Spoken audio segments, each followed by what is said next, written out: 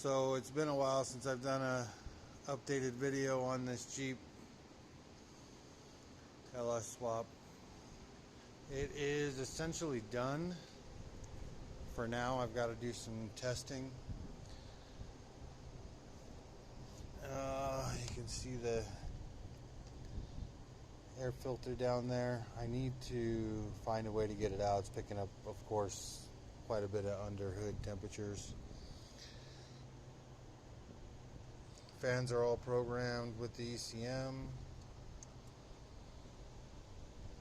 I don't have AC going yet. That's for down the road. And I don't have the ECM quite mounted yet. Just have it sitting down over here. I mounted the fuse box for the swap right there next to the original fuse box. So far I have not had many problems. Transmission output shaft or transmission tail shaft bushing is bad, and it's leaking oil real bad out the back, so I've got to order a new one of those before I can do any real driving. I drove it around the block and everything seems fine though. About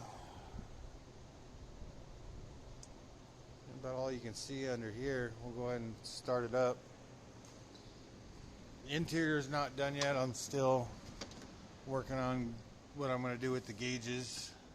It's all ripped out right now. The interior functions, lights, windshield wipers, radio, HVAC, nothing works without the cluster plugged in.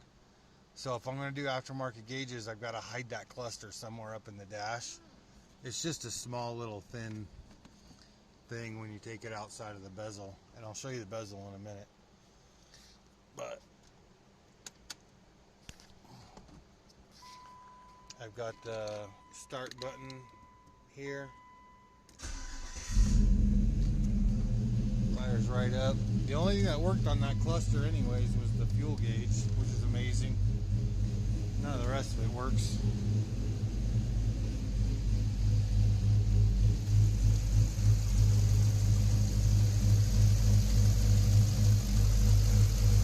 I've got the exhaust done, the drive shaft built.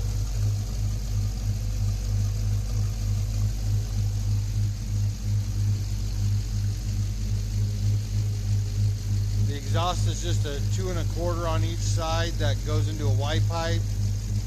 It's got 2 catalytic converters down there for emissions, O2 sensors, etc. After the Y pipe, it goes into a eBay clone Flowmaster 40 knockoff, and then straight out the back.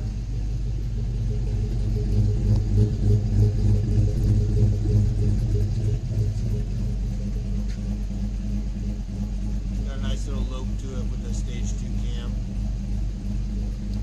but not too quiet. Sounds a lot like a Corvette when you're driving it, especially with the torque converter. Has a 2000 stall torque converter that I ended up putting in.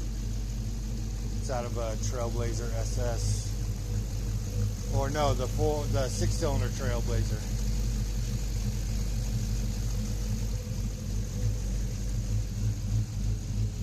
Go ahead and shut it off.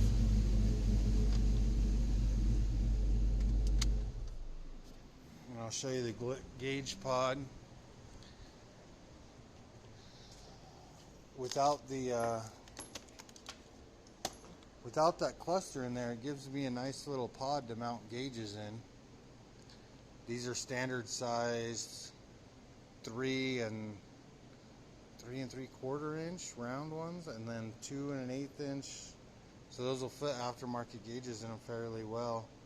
Let me see, just pop right in there, and then it even has a nice little back cover that'll cover everything up. So that's the route I think I'm going to go, and then just put a check engine light bulb right there, and then turn signals on either side, and that's it. I'll just put the fuel gauge here and water temp here, and then I'll run another gauge for oil pressure. So that's it for now. Next video will be some driving around, probably in a couple of days, doing some tuning on it.